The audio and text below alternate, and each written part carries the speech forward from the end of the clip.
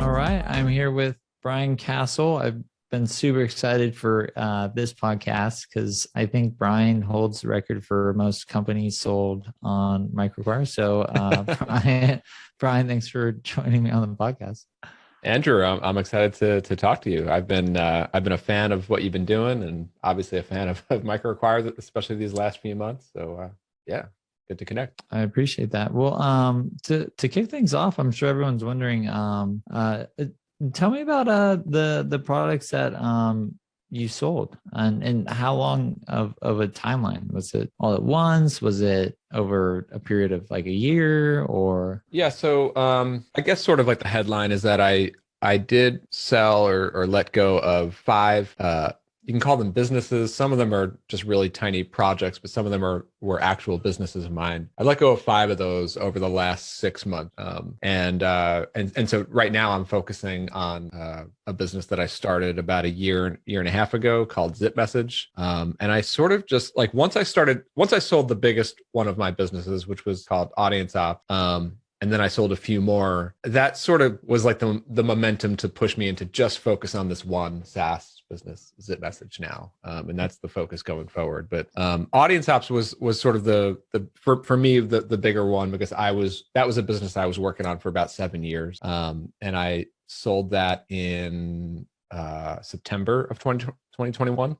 And I did list that on MicroAcquire, had a good experience there and had a really good offer there. But I was also like simultaneously on that one, I was talking to a few other people that I knew, and I ended up selling it to someone, not through MicroAcquire, but MicroAcquire definitely played a big part of how that deal came together. And then the other one that I sold was a SaaS product called Process Kit. Put that up on MicroAcquire, had one offer, ended up falling through, and then another one came around a couple months later. So that was a really surprisingly fast and easy process through MicroAcquire. Two more like tiny ones.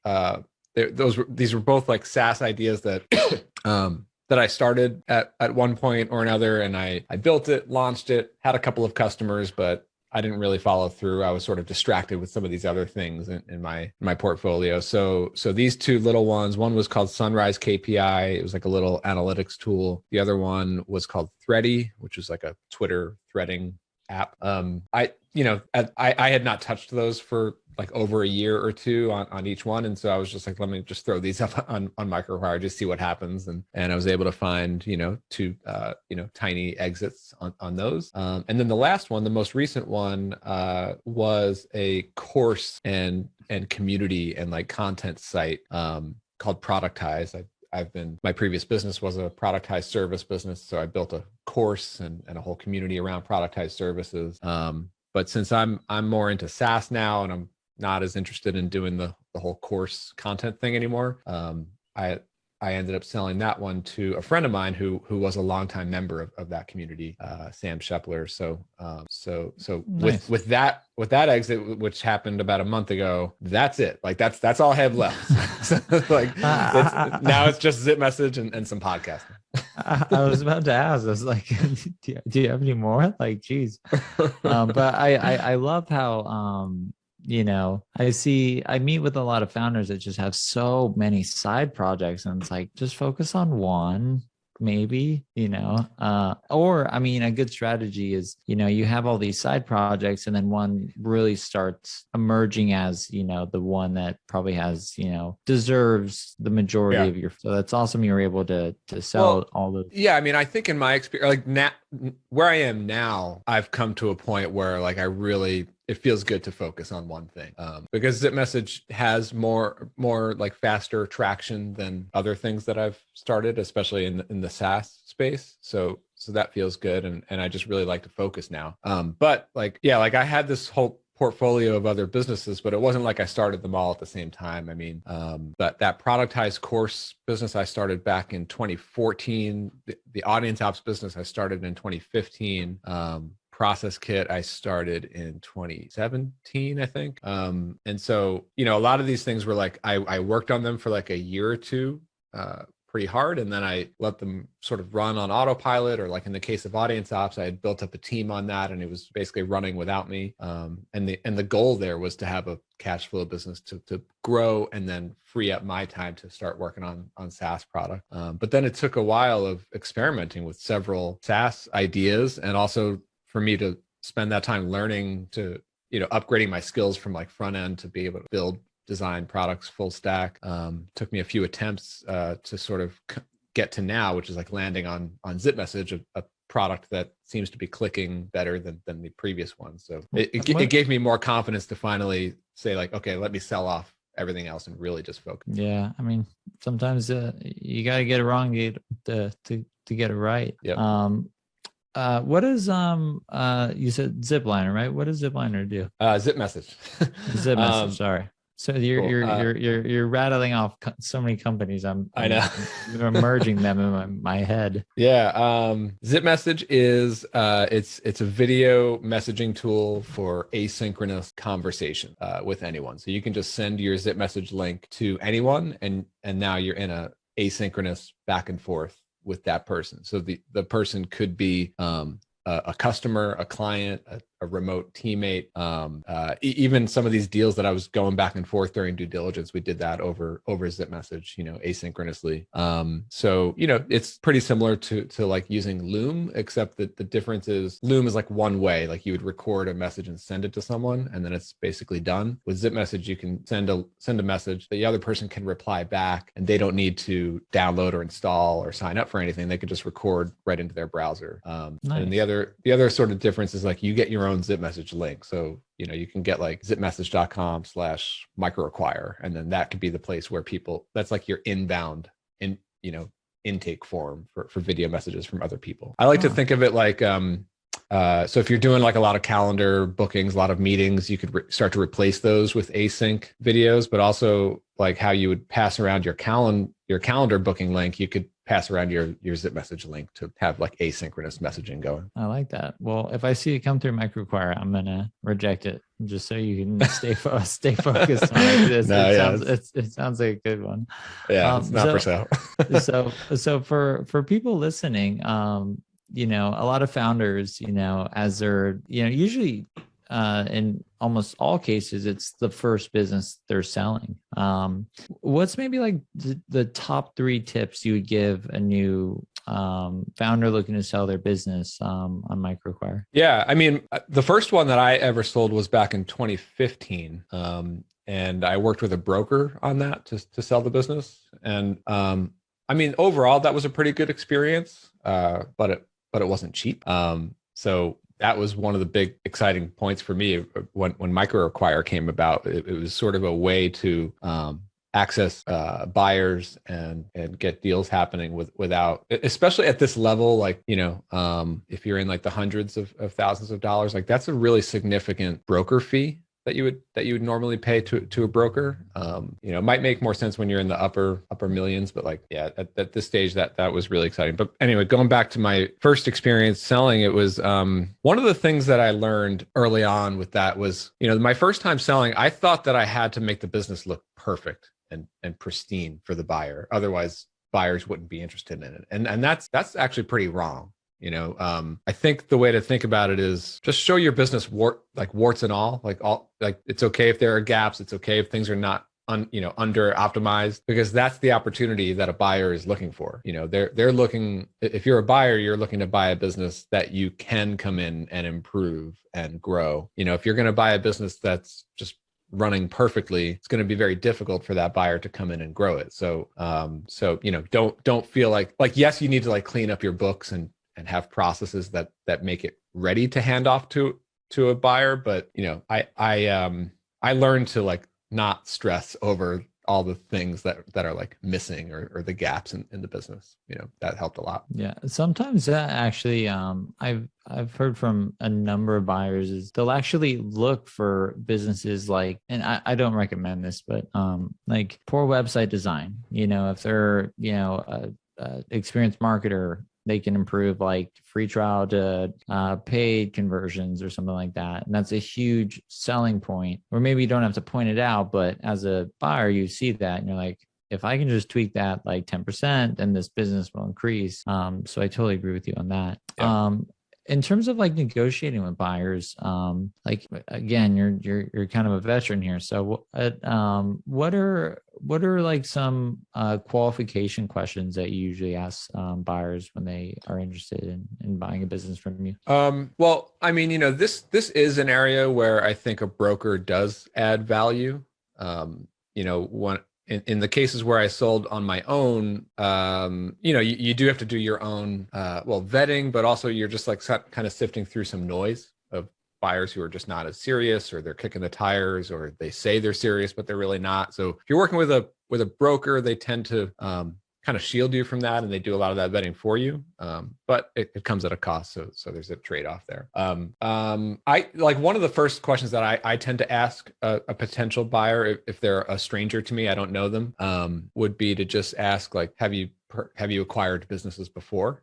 Not to say I would rule out selling to someone who has never acquired something before, but if they have never acquired something before, that is an indication that they are not as serious, as experienced and serious in this process as others who have acquired something before. And if they haven't, then maybe the next question would be like, how many other businesses have you been talking to about acquiring, and how long have you been looking? Because the other thing that I've noticed about, again, going through several deals now in my career, and several recently, is that like there's a pretty wide spectrum in terms of how these deals happen. Like one of them took 3 months from offer to close. Another one took 5 days from offer to close. Like literally, like Yeah. and so like some people are just like kind of crazy and stressful when it comes to due diligence, and others they just value speed and no BS. Just let's do this, and again, like that's not to say like you should be careless, or you shouldn't overlook things. Obviously, in a deal that's any significant dollar amount, like you do want to do your due diligence. But different people are, some people want to play more games than others when it comes to contract negotiations, and others just want to be more straightforward about it. And yeah, it's just kind of all over the map. And so the more experienced the person is, it's a little bit tricky, because it's sort of a two-way street. On the one hand, somebody who's more experienced, who's done more acquisitions in the past, they know the mechanics, they know the process. There's they're going to ask for certain things, and then they're going to do due diligence. Then we get into contract negotiations, like a wire transfer or whatever it may be. Or like they're not new to this, so that makes it easier. But then on the flip side, they might be more savvy. They might be a little bit more aggressive in the tactics that they use. So like, sometimes they'll use time to sort of grind you down, like drag it on intentionally. Because as the seller, I know for me, most sellers want to get it done faster if possible. Like I'm working on a new business. I don't want to be bogged down with selling this one. So Yeah. Sometimes they'll use that sort of thing against you. They'll use like they'll pull at your emotions. Like, once you start down the process, you're mentally already selling the business, but it's not actually done yet. So there's a lot of little games that can be played throughout the process. And I don't know what I'm doing most of the time, but it's mostly just kind of trusting the gut and getting good advice from friends and advisors who've been through this sort of thing before. That helps a lot too. Nice. And I really like that. And really what you're doing is you're making the buyer work to really get through your filter with just these simple questions like, have you acquired a business? And if they don't respond, or they do respond, you ask them another question, and then they respond or they don't respond. Other good questions could be like, if we get to the finish line, how would you finance this? Like just getting those questions kind of up front can be, save both parties a lot of time. For sure. I mean, I also did want to ask a lot about, like, tell me about your current business. Tell me about your background. What does your current team look like, and things like that, just to get a good feel for it. Yeah. And then, I guess another question I would have is, so you're getting ready to, list on MicroAcquire. Was there any materials that you prepared like in advance, or anything you'd recommend sellers kind of think about in advance? Yeah, I did a bunch. So I had sold a business before, like years before. So I've been through a due diligence process before. So I knew the kind of work that goes into just preparing for that. So I did, on the larger deals that I did, a lot of the due diligence work, like getting my books in order, just getting the things that I know that they're probably going to ask for. Doing a lot of that prep work even before I listed helped a lot, so that by the time it got into a deal, there was very minimal, time and prep work that I had to do. So that was one.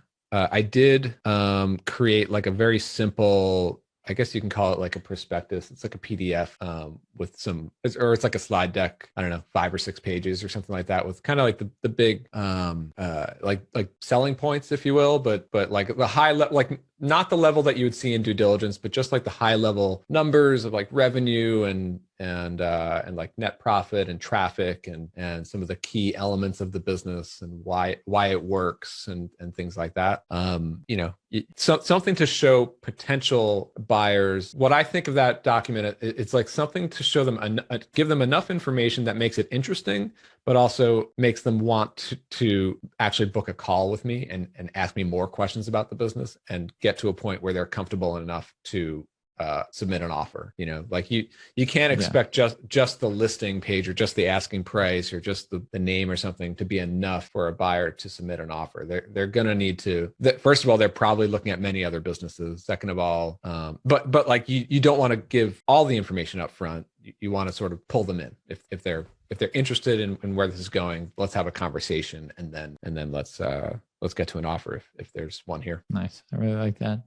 I guess another question I would have is there any part of your sales that you would do differently? Like now that you can roll back the tape and maybe like, oh, I wish I did that differently, or any sort of you asked a little bit earlier about like vetting the buyers. I think there were a few, like not the people who ended up buying the businesses, but I did have some offers and some inquiries and calls and like follow-ups with people who turned out to be probably less serious than they let on. And I probably could have done more to vet them. Not exactly sure what else I would have done other than asking those questions, but looking back, like there was one who actually did make an offer, and we started down the road of due diligence, and then they ended up backing out for some random reason midway through. And like two other people, they would keep coming back to me every 3 days saying like, I'm about to send you an offer,